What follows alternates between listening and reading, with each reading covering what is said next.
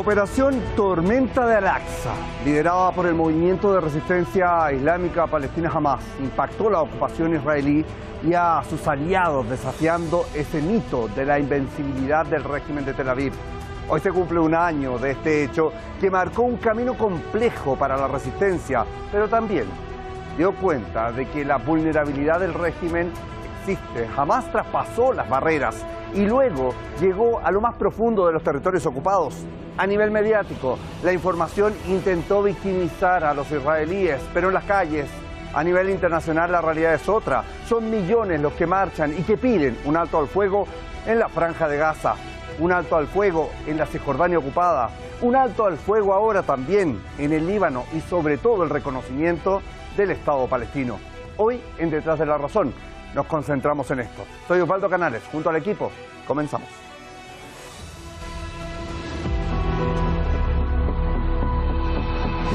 Hace un año, el 7 de octubre de 2023, la operación Tormenta de Al-Aqsa, liderada por el movimiento de resistencia islámica palestina, Hamas, impactó la ocupación israelí y a sus aliados, desafiando el mito de la invencibilidad del régimen de Tel Aviv. Esta operación llevó a la entidad sionista de nuevo al punto de partida, ya que refleja una lucha por la supervivencia, una guerra de existencia que ha sacudido su confianza, destrozado su moral y ha hecho que el pueblo sionista pierda su seguridad en sí mismo. La operación fue una respuesta a décadas de agresión israelí contra los palestinos en la sitiada Franja de Gaza y la ocupada Cisjordania. Fue seguida por un bombardeo indiscriminado e ilegítimo de Israel sobre el territorio palestino costero.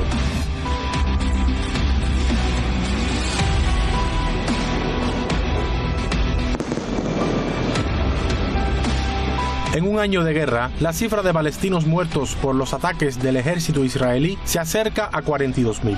Esto se traduce en que diariamente un aproximado de 115 personas han muerto en Gaza debido a la guerra. 5 personas son asesinadas cada hora.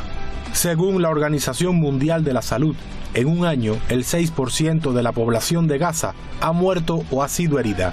La autoridad sanitaria palestina estima que más de 97.000 palestinos han sido heridos en Gaza, muchos de ellos con lesiones graves que requieren atención médica urgente. Muchas de las lesiones son de carácter crónico, entre ellas se encuentran recurrentes amputaciones de miembros.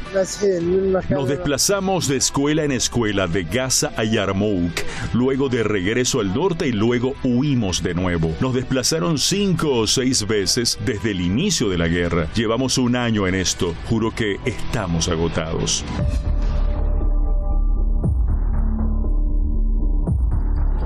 En 12 meses, estos horribles crímenes han ocurrido en múltiples espacios civiles de la Franja de Gaza, incluyendo hogares, escuelas, hospitales, clínicas, farmacias, campos de refugiados, refugios, mezquitas e iglesias. Nada fue perdonado por el régimen genocida de Tel Aviv, con el pleno respaldo de Estados Unidos.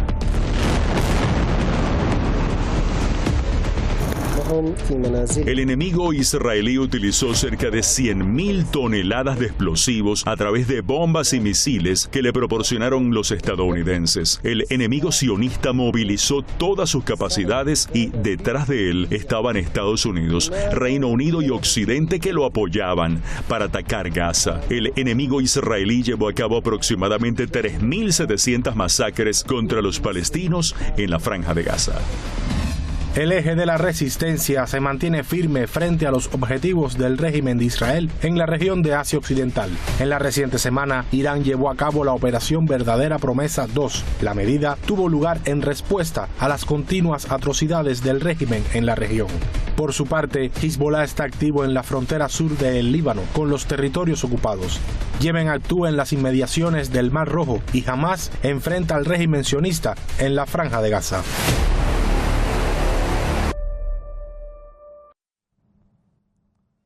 Bien, ahí teníamos el informe de esta jornada. Obviamente hay mucho más que tratar. ¿Quiénes nos acompañan? Lo revisamos.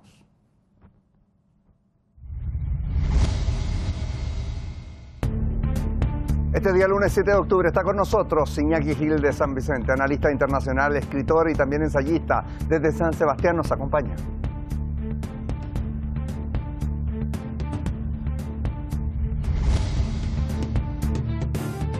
Junto a él estará Axier Amo Izarra, periodista, licenciado en Ciencias de la Información desde Madrid, en España. También nos acompaña el día de hoy.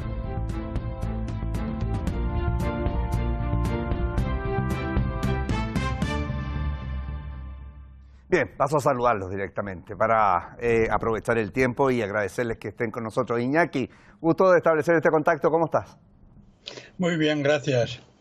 Axier, lo mismo para ti en nombre de todo el equipo. Agradecido de que estés con nosotros el día de hoy. Buenas noches. Muchas gracias a vosotros por esta invitación, como siempre. Los llevo de inmediato. Quiero partir con Iñaki para hablar de este 7 de octubre. Iñaki, ¿qué deja finalmente esta fecha a nivel internacional? Porque conocemos la naturaleza del régimen israelí, pero también han pasado otras cosas. Se ha puesto a prueba, por ejemplo, las instancias internacionales que han estado vigilantes del proceso, pero todo el mundo señala que aquí hay muchas cosas que están al debe frente al actuar del gabinete de Benjamin Netanyahu. Bueno, pues un año deja prácticamente o descubre o confirma lo que ya se venía comentando desde el principio por parte de algunos sectores, ¿no? Por una parte confirma el deterioro del ente sionista a nivel económico interno al Estado llamado Israel, y eso es muy claro hasta el aumento, hasta el fenómeno de que empiezan a aparecer protestas, como se ha visto recientemente. Por otra parte confirma que la resistencia palestina en Gaza y en el resto de Palestina está demostrando una fuerza apreciable y que no está en retroceso. Por otro lado, confirma que el imperialismo está en un momento de concentración de fuerzas y de intento de sacar fuerzas de cualquier lado para aplastar definitivamente este conflicto. Por una parte es todo esto, ¿no? Pero por otra parte hay un factor para mí una enseñanza crucial, y es que en un año se ha demostrado que la resistencia de Palestina, la resistencia de Oriente Medio, de Irak, de Irán, de Siria, de Líbano, sobre todo de Líbano, de Yemen, etcétera, corresponde a un conflicto mucho más amplio.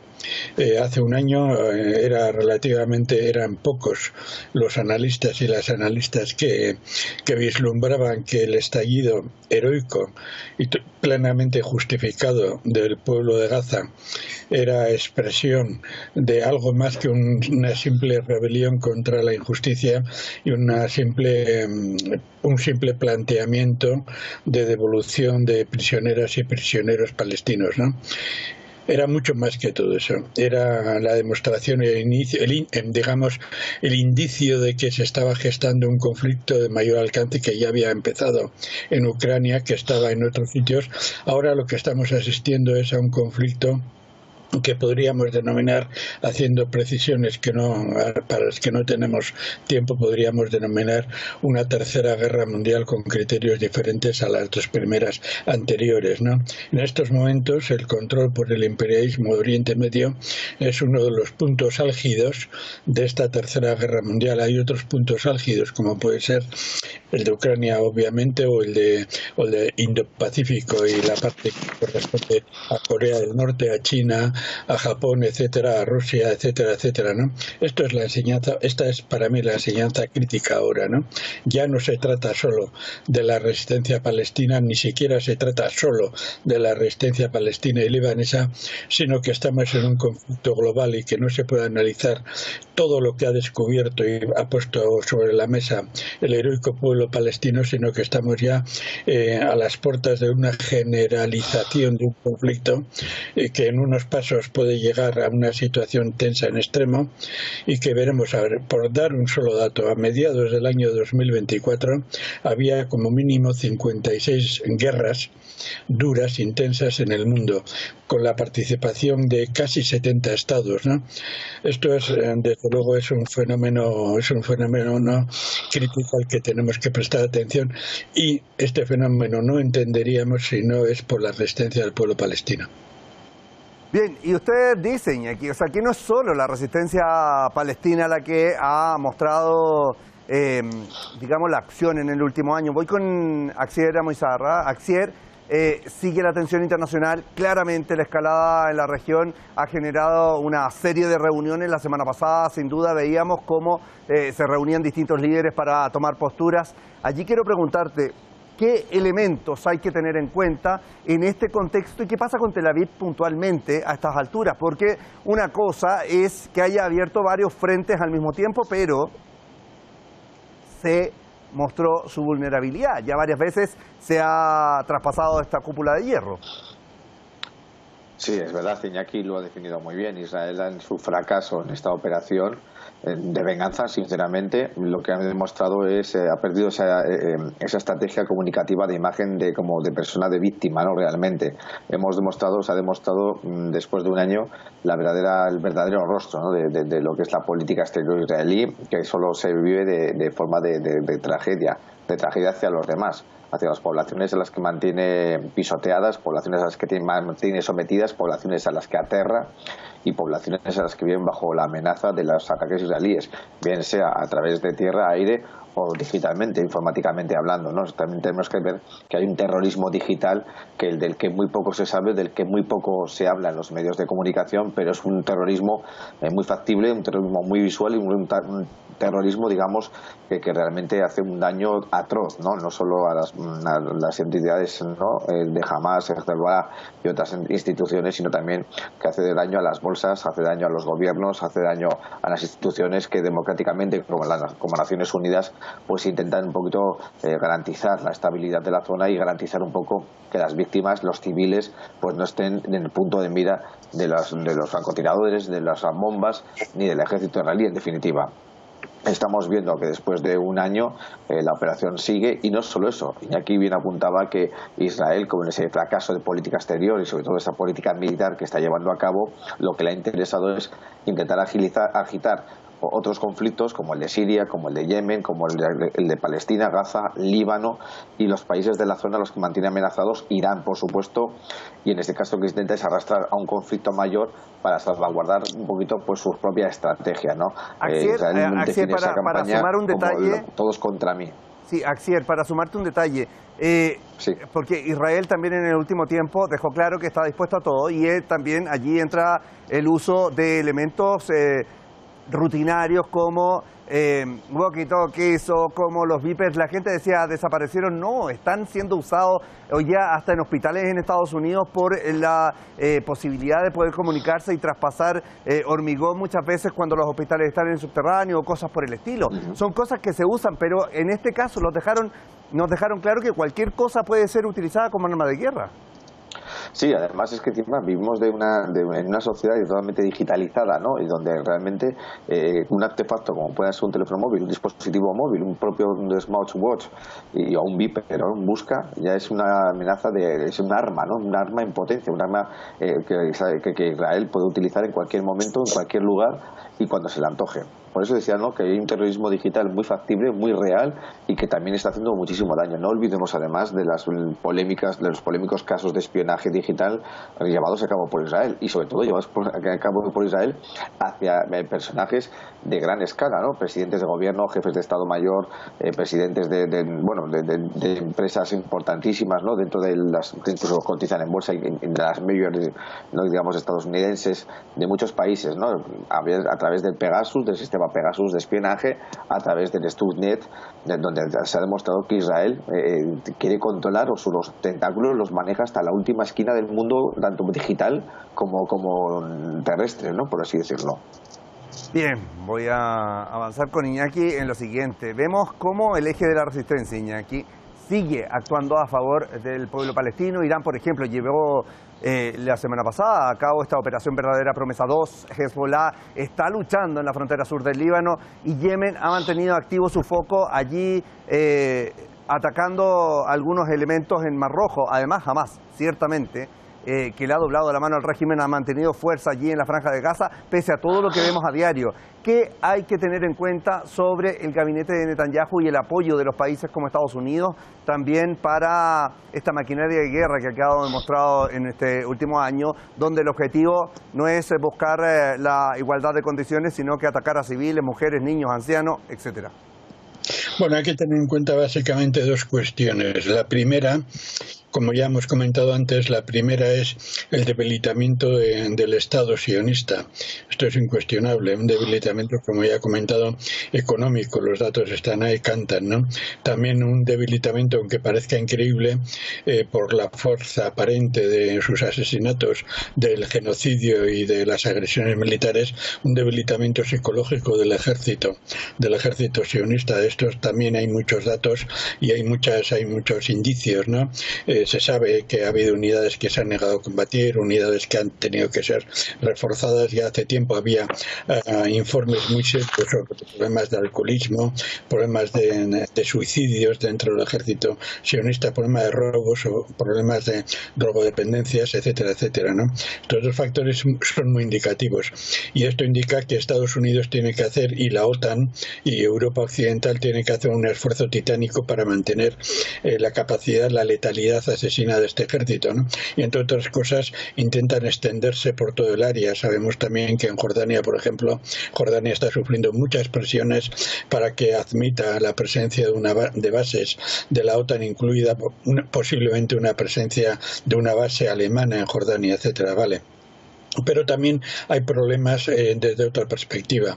Hay estados musulmanes, hay estados árabes que empiezan a dudar muy seriamente y empiezan a replantearse un cambio progresivo de estrategia, acercándose, distanciándose por una parte del imperialismo occidental, pero por otra parte acercándose poco a poco, primero a una postura de neutralidad, lo cual resulta muy difícil entender ante tanto crimen si se puede seguir siendo neutral durante un segundo más siquiera, pero también un acercamiento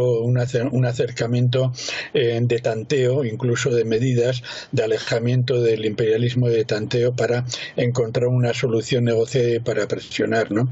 Hay un dato muy reciente que es muy ilustrativo, que es las tensiones internas que hay entre ese fiel instrumento del imperialismo que ha sido Egipto, que está pensando en estos momentos romper relaciones técnicas con el armamento norteamericano y pasarse, que ya lo tenía, pasar a emplear armamento ruso de origen soviético y ruso en la actualidad, e incluso empezar a comprar aviones chinos, ¿no? De China popular, ¿no? Entonces, un dato muy ilustrativo de cómo se están produciendo los cambios, porque si hasta ahora Israel ha tenido impunidad, en parte ha sido por el silencio colaboracionista de Egipto. Bueno, hay datos de estos o indicios de estos muy interesantes. Ahora, y frente a esto mismo, voy con Iñaki. Estados Unidos ha destinado, para ir en la misma dinámica, millones de dólares y toneladas de armamento para el régimen y durante este último año. ¿Qué país está entregando Joe Biden al dejar esta administración cuando ya queda menos de un mes? Estamos restando para las elecciones en Estados Unidos, pero obviamente una imagen negativa que es apoyar sí o sí a un régimen que ha estado en la palestra, en la polémica por la crueldad con la que ha actuado. Bueno, sí, por una parte porque es... quería ir con Iñaki con esa pregunta para después ir con... quiero ir con Axier, Iñaki, disculpa. Vale. Vale, bueno, no pasa nada. Brevemente, ya que había empezado la introducción, realmente Joe Biden lo que deja es un país totalmente entregado en estos momentos a su archiamigo Israel. Pero no olvidemos que Joe Biden ya está de salida, ya está de fuera. Lo que sí que va a dejar a un país es a una campaña a Kamala Harris en pleno descenso y en plena caída, por así decirlo, ¿no? Porque ya estamos viendo que todo lo que Israel está haciendo de aquí a noviembre va a ser en contra de la campaña política que está llevando a cabo Kamala Harris. Y estamos viendo que en este caso pues todo el mundo está hablando de que Donald Trump será en el caso de que ponga punto y final a este genocidio, ¿verdad? Decimos además que estamos viendo que la campaña, ya incluso Donald Trump ya está creciendo en su apoyo electoral, en su previo apoyo electoral. Y no solo por eso, sino porque la economía de Estados Unidos ya se está resintiendo bastante. Primero, por toda la entrega de víveres pertrechos y demás que está llevando a cabo hacia Israel. Y segundo, la economía no está recibiendo el apoyo que tendría que recibir de Israel. Pero es que, claro, nos tenemos que olvidar de una cosa. Netanyahu alienta la guerra, llama a leones a sus propios militares, mientras su gobierno es un gobierno de ratones, que no es capaz de administrar bien el país. Sabemos perfectamente que la política exterior de Israel es la que mantiene día a día un poquito lo que es el organigrama, ¿no?, y el motor económico y político israelí, pero estamos viendo que siendo un fracaso a nivel exterior, es un fracaso también a nivel interior, y de ahí está arrastrando a su socio principal, que es Estados Unidos. ¿Qué ocurre? Que todo eso redunda en positivo hacia la campaña de Donald Trump. De hecho, ya estamos viendo que este fin de semana el multimillonario dueño de Tesla, de Twitter y demás, Elon Musk, ya se ha pronunciado en favor de Donald Trump, y eso ha sido un golpe de efecto totalmente hacia la posible repetición de presidencia de Donald Trump. Por eso mismo te lo preguntaba, porque Estados Unidos hoy día, al haber cambiado la opción presidencial y estar Kamala Harris, literalmente tiene como dos opciones: seguir la carrera presidencial y por otro lado un Joe Biden que sigue aprobando remesas para Israel. Si ese es el punto también que está en discusión. Voy ahora sí con Iñaki me quedan los últimos minutos a modo de referencia y para cerrar, Iñaki, 42.000 palestinos asesinados, aproximadamente son 115 personas que mueren cada día en la Franja de Gaza, y es que cada hora 5 personas dejan de vivir allí en la Franja de Gaza por el ataque del régimen de Israel. La Organización Mundial de la Salud ha dicho que el 6% de la población en Gaza o ha muerto o ha resultado herido. Y aquí quiero preguntarle, ¿a qué es comparable esta situación y bajo qué criterio se justifica Israel para llevar adelante esto? O sea, bueno, el criterio que utiliza Israel para llevar adelante es el criterio del gran Israel, que bueno, todos sabemos en qué consiste, cuándo fue elaborado, cómo se basa en unas supuestas declaraciones de Abraham en la Biblia, declaraciones, un supuesto pacto entre Yahvé y Abraham en la Biblia para ocupar el gran Israel, etcétera, etcétera, ¿no? Bien, dejando eso de lado, hay otras explicaciones y otros modelos, otras explicaciones del genocidio. Recordemos las declaraciones de Kissinger, eso es a lo que yo quería referirme. Recordemos las declaraciones de Kissinger comentando la población palestina sobrante. ¿Qué quería decir Kissinger? Que había millones de palestinos, sobre todo jóvenes y mujeres, que sobraban de Palestina y que había que pensar algo con respecto a ellos, ¿no? Parece ser que esas declaraciones, cuando fueron llevadas a escrito, algunas cosas fueron retiradas, ¿no? Porque estaba muy claro que hablaba de un genocidio, ¿no? No es la primera vez que en la literatura imperialista y la literatura colonial se declaran cosas de estas. La propia lógica del capitalismo hace que ante situaciones de crisis como la actual hay que destruir fuerzas productivas y pueblos resistentes, ¿no? El genocidio es consustancial bien a la salida de las crisis. Eso es lo que está pasando en estos momentos. Y concluyo, como ya hemos explicado antes, el papel fundamental de la sublevación heroica del pueblo palestino está sacando muchas cosas, muchas brutalidades a la superficie, pero también está sacando, además de brutalidades, está sacando que el imperialismo solamente tiene una alternativa, que es la de destrozar seres humanos y destrozar bienes materiales para sobre esos cadáveres y esos desiertos de sangre intentar reiniciar una nueva fase expansiva. Esa es la razón de fondo de estos 40 y tantos mil muertos desaparecidos, que se calculan que como mínimo son 200.000 según la revista The Lancet, etcétera, etcétera. Esa es la razón de fondo. Kissinger ya la advirtió. Bien. Del todo cierto. Quiero cerrar el programa, me quedan 30 segundos, pero Axier, desde tu punto de vista como comunicador también, millones se han manifestado durante el fin de semana para exigir el alto al fuego allí en la Franja de Gaza y también en el Líbano. ¿Qué muestran los pueblos del mundo desde tu punto de vista y a modo de comunicación masiva frente a lo que muchos gobiernos hoy día están actuando a favor de Israel y que en el fondo se contraponen las decisiones políticas con lo que quiere la ciudadanía?